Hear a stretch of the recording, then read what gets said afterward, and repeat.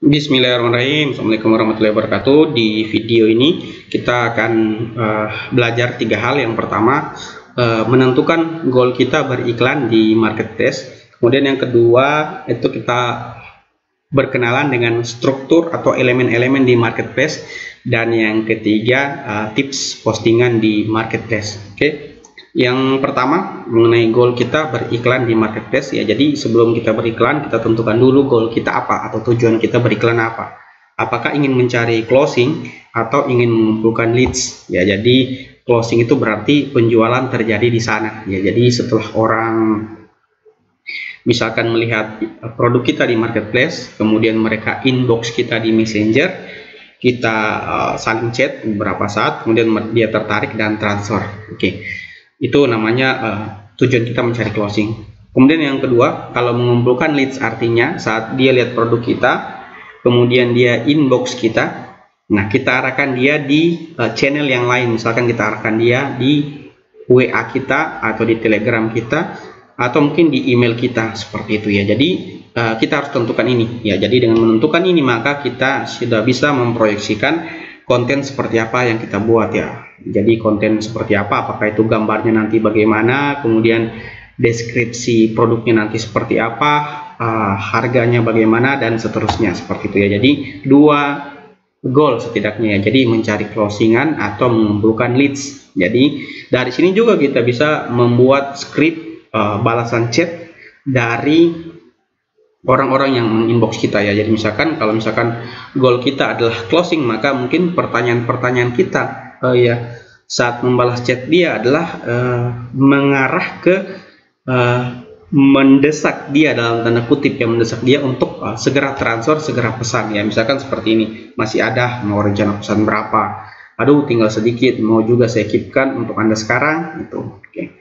Nah kalau misalkan goal kita mencari leads ya, maka arah percakapan kita adalah meminta dia untuk memberikan nomor WA dia misalkan, atau email dia, atau data dia yang lain, seperti itu. Jadi misalkan kita ingin dapatkan emailnya ya, bisa kita balas chat dia dengan seperti ini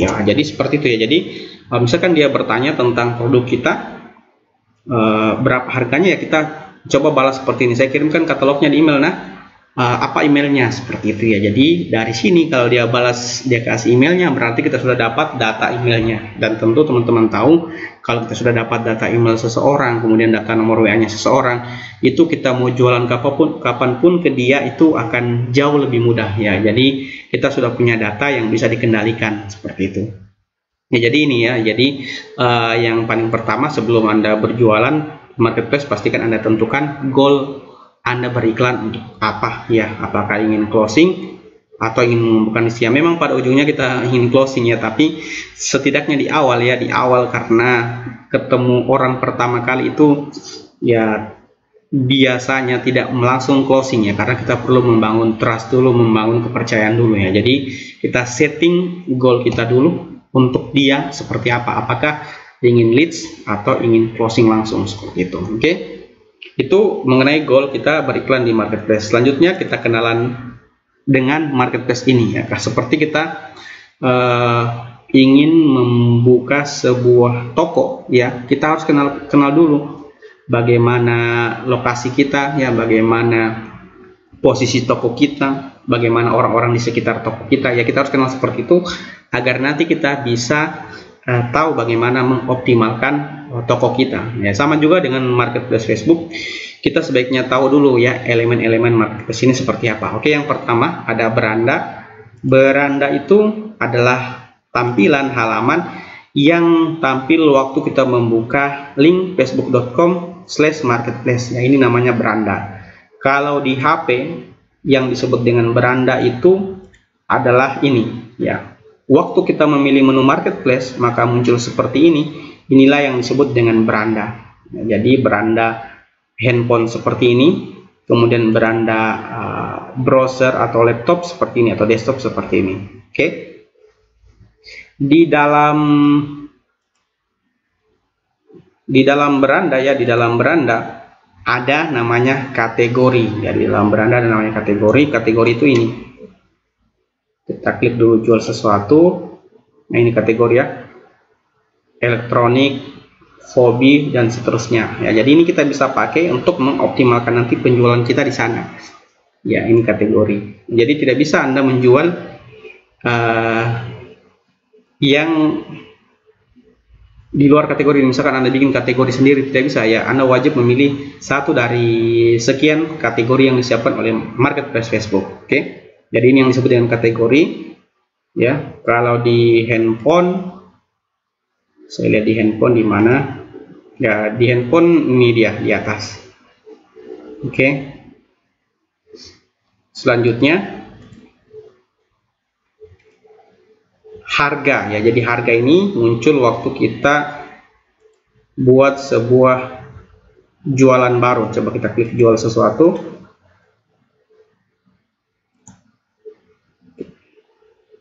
Ini loadingnya. Saya coba akses versi mobilenya saja. Ya, jadi kalau teman-teman mau akses versi mobilenya dari marketplace di desktop teman-teman atau di komputer teman-teman, ganti linknya dengan m.facebook.com/marketplace. Nah, ini lebih ringan ya, walaupun tampilannya ya tidak terlalu bagus, tapi ini bisa teman-teman pakai langsung buat postingan di sini dibandingkan Anda buka tampilan desktopnya. Oke. Jadi kalau harga itu saat teman-teman bikin sebuah postingan jualan,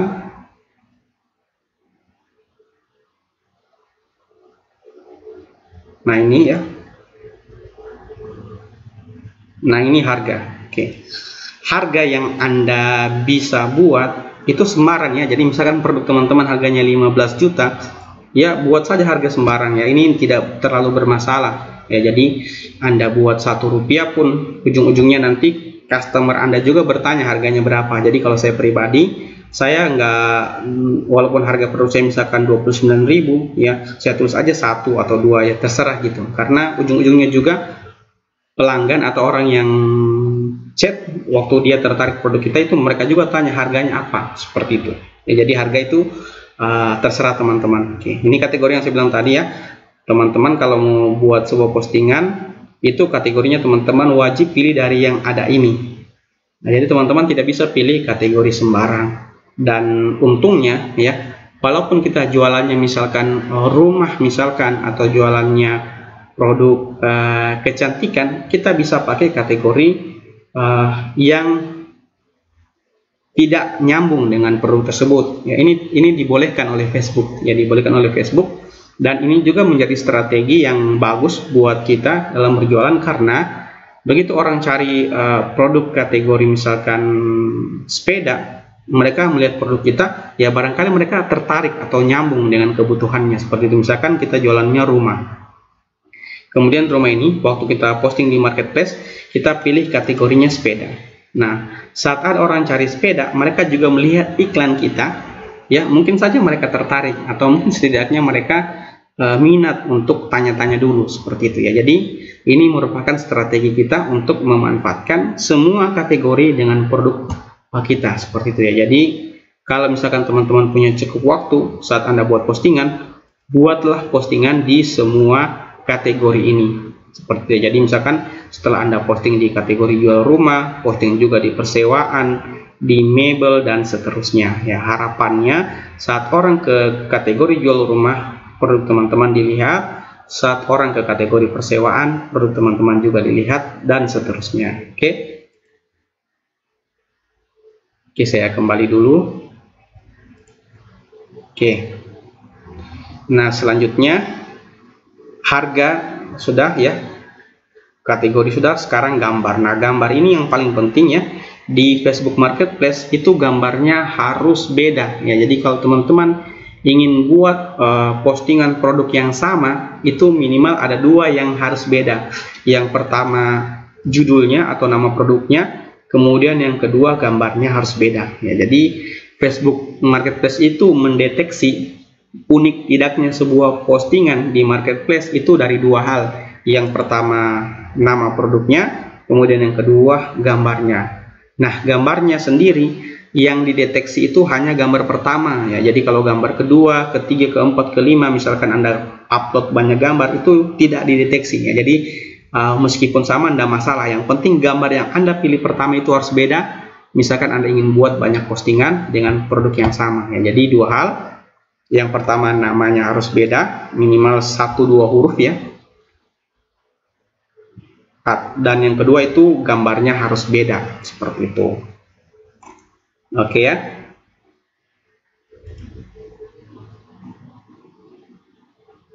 Oke, jadi saya lanjut lagi.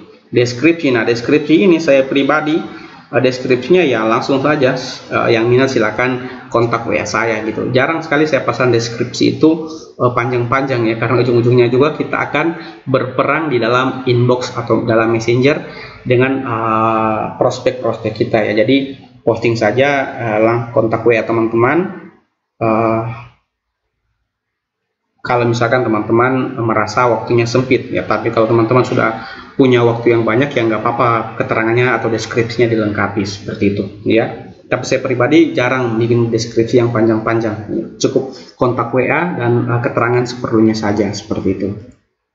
Oke, kemudian ini inbox messenger. Nah, inbox messenger ini menjadi tempat antara Anda dan orang-orang yang tertarik dengan produk Anda untuk berkomunikasi ya. Jadi itu elemen dari marketplace ini. Jadi 6 hal ya. Beranda ya, beranda itu adalah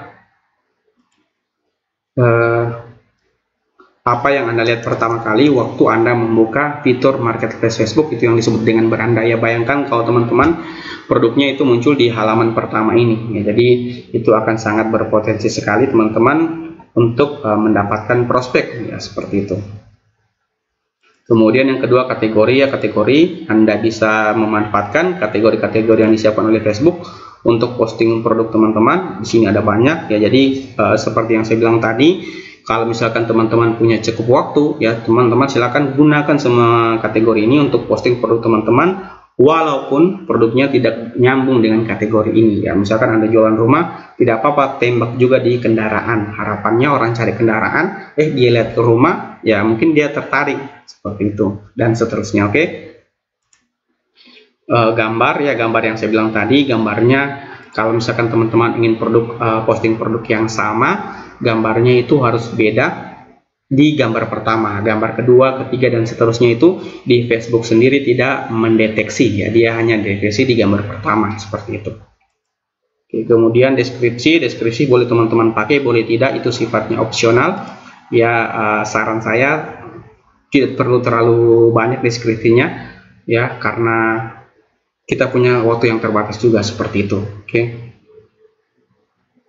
itu dia ya untuk elemen marketplace. Sekarang tips postingan ya, tips postingan di marketplace. Di sini ada 3 ya. Anda harus kenal dulu jenis postingan ya. Jadi jenis postingan itu ada gambar, kemudian ada postingan teks ya, ada teks. Saya jelaskan dulu ya. Jadi tips postingan itu ada teks ya, teks itu seperti ini, kemudian ada gambar, gambar itu seperti ini, kemudian video ya, video itu ya video tampilan video ya, video yang bisa diputar, yang punya audio dan punya visual ya, itu video. Saya rasa teman-teman tahu lah pengertian video ya. Di marketplace sendiri itu yang saya tahu itu kita hanya bisa posting gambar, kemudian deskripsi ya, atau teks ya, 2 itu saja. Kita nggak bisa posting video, seperti itu ya. Jadi kalau teman-teman mau memanfaatkan marketplace Facebook untuk berjualan, minimal Anda siapkan 2 konten gambar dan konten teks atau tulisan, seperti itu ya.